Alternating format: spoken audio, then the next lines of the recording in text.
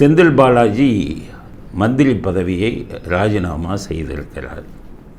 ஸ்டாலின் மனசாட்சியை அடமானம் வைத்துவிட்டு மக்களால் தேர்ந்தெடுக்கப்பட்ட ஒரு முதலமைச்சர் மக்களுக்கு நம்பிக்கை துரோகம் செய்கிற மாதிரி மக்களுடைய வரி பணத்தில் கைது செய்யப்பட்ட ஊழல் குற்றச்சாட்டில் கைது செய்யப்பட்ட ஒரு மந்திரிக்கு மனசாட்சிக்கு எதிராக மக்கள் வரி பணத்திலிருந்து மாதம் சம்பளத்தை கொடுத்துக்கிட்டு இருந்தார். உலகத்திலேயே எந்த முதலமைச்சரும் இந்த மாதிரி விஷயத்தை செய்ய மாட்டாங்க. மக்களால் தேர்ந்தெடுக்கப்பட்டவங்க நிச்சயம் செய்ய மாட்டாங்க.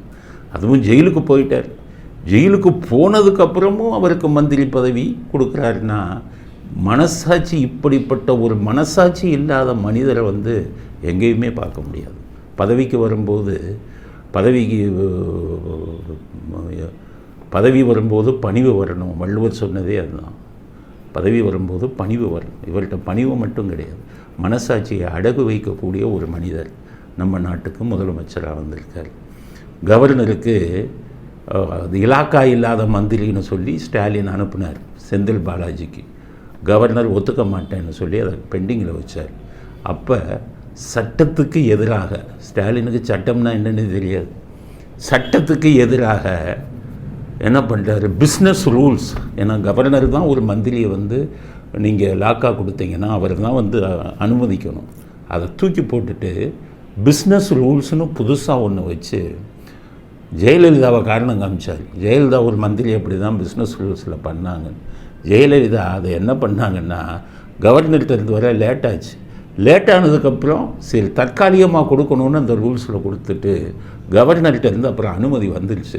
அதை உங்களோட ஒப்பிட முடியாது. இவர் செஞ்சது மிகப்பெரிய முட்டாள்தனம். பிஸ்னஸ் ரூல்ஸில் கவர்னருடைய அனுமதி இல்லாமையே இவரை மந்திரியாக வைத்திருந்தார். அதான் கேட்டார் இல்லை உதயநிதி, உங்கள் அப்பன் வீட்டு சொத்தான்னு. நாங்கள் கேட்குறோம், உங்கள் அப்பன் வீட்டு சொத்தா அது மக்கள் பணம்? ஒரு லாக்கா இல்லாத மந்திரியாக ஜெயிலுக்கு போன ஒரு ஆளுக்கு மக்கள் வரி பணத்தை எந்த வேலையும் செய்யாதவருக்கு எப்படி நீங்கள் பணம் கொடுத்தீங்க? இந்த கேள்வியை கேட்காதவர்களே கிடையாது. அதுக்கப்புறம் கவர்னர் என்ன பண்ணார், இவங்க அனுமதி இல்லாமல் கொடுத்த உடனே டிஸ்மிஸ் பண்ணார். உடனே மத்திய அரசாங்கத்திட்டருந்து இது வந்துருச்சு, டிஸ்மிஸை நிறுத்தி வையும். அதனால தான் அந்த கூட்டம் வேகமாக ஆடுது. ஏன் ஆடுது? மத்திய அரசாங்கம் எதையும் கண்டுக்க மாட்டாங்க. கவர்னர் போட்டதை அது சட்டத்துக்கு எதிரானது அப்படின்னு சொல்லி டிஸ்மிஸ் பண்ணதை அவரை செந்தில் பாலாஜியை கவர்னர் டிஸ்மிஸ் பண்ண உத்தரவை நிறுத்தி வைக்க சொல்லி வந்தது. பெரிய சட்டமும் இடம் கொடுக்காது அப்படின்னு. என்ன சட்டம் இடம் கொடுக்காது? போகட்டுமே சுப்ரீம் கோர்ட்டில் சொல்லட்டுமே.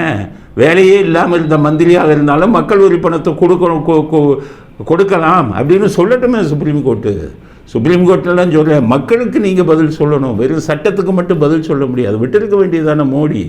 என்ன போவாங்க, அவர் கவர்னர் இப்போ செஞ்சது தப்புன்னு சொல்லட்டுமே. அவர் சுப்ரீம் கோர்ட் சொல்லித்தான் பார்க்கட்டுமே. அதுக்கும் மத்திய அரசாங்கம் அவருக்கு துணை போனாங்க.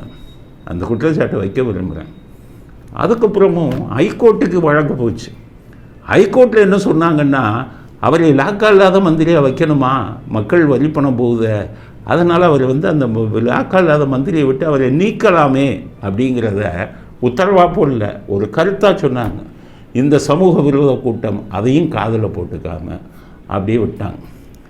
இவ்வளவு பண்ணதுக்கப்புறம் இன்றைக்கி கூட ஸ்டாலின் ராஜினாமா பண்ண சொல்ல. நியாயமாக என்ன பண்ணியிருக்கணும், ஸ்டாலின் அவர் நான் ராஜினாமா பண்ண போகிறேன்னு சொல்லியிருந்தா, ஸ்டாலின் அவர் மந்திரி பதவியிலேருந்து நீக்கப்படுகிறாருன்னு மனசாட்சி இருக்கிற ஒரு மனிதராக இருந்தால், மனித ஜென்மமாக இருந்தால் ஸ்டாலின் அவரை நீக்கி இருக்கணும். ஆனால் அவர் ரெடியாக இருக்கார். ஸ்டாலின் போகாதேங்கிறார். ஏன்னா ஊரா விட்டு சொத்து தானே, ஊரா விட்டு பணம் தானே, போகாதேங்கிறார். இவர் ஸ்டாலின் உத்தரவையும் மீறி அவர் ராஜினாமா கடிதத்தை அனுப்பிட்டார் கவர்னருக்கு. ஸோ இப்போ ஏன் அவர் ராஜினாமா பண்ணார் ரொம்ப பேத்துக்கு புரியாது. நான் தான் இதுக்கு முதலே குழு கொடுத்தேன். நிறைய பேர் இதில் சொல்கிறாங்க, நீங்கள் சார் அவங்களுக்கு சொல்லி கொடுக்குறீங்க, உங்கள் இதை கேட்டுக்கிட்டு நடக்கிறாங்க. நான் ஒரு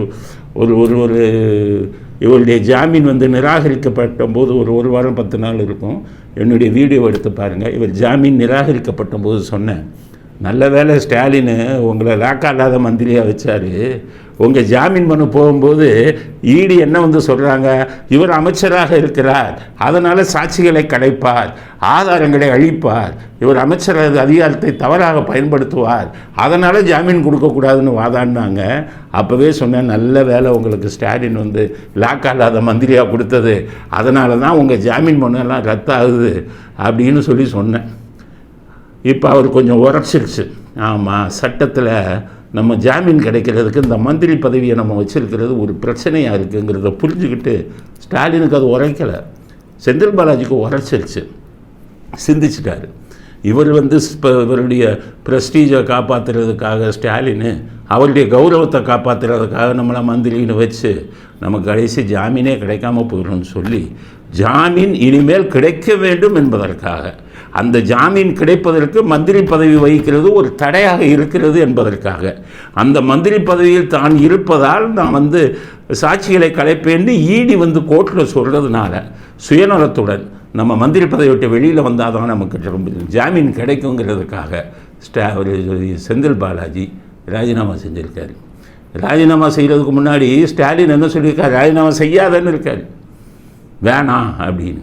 ஏன்னா மனசாட்சி இல்லாத மனிதர். அவருக்கு என்னன்னு கேட்டிங்கன்னா பயம், ஜாமீன் இவர் பாட்டுக்கு சொல்லிட்டு போவார், நமக்கு இதாயிரும் அப்படின்னு சொல்லி அவர் வந்து ராஜினாமா செய்திருக்கிறார். ராஜினாமா செய்தது நல்ல முடிவு. கவர்னருக்கு இது விட கிடைத்த வெற்றி. அவர் டிஸ்மிஸ் பண்ணார். இப்போ வந்து கவர்னருக்கு கிடைத்த வெற்றி, தமிழ்நாட்டு மக்கள் அனைவருக்கும் கிடைத்த வெற்றி. நம்முடைய வரிப்பணம் வேலை செய்யாத ஜெயிலுக்கு போன ஒருத்தருக்கு சம்பளமாக போகுது. அதை மனசாட்சியுடன் இது பண்ணுறதுக்கு ஒரு முதலமைச்சர் இங்கே தயாராக இல்லை. அது குறைந்தபட்சம் செந்தில் பாலாஜி வந்து சுயநலத்துக்காக ஜாமீன் கிடைக்கணுங்கிறதுக்காக ராஜினாமா பண்ணியிருக்காரு அப்படிங்கிறது வந்து நம்ம எல்லாம்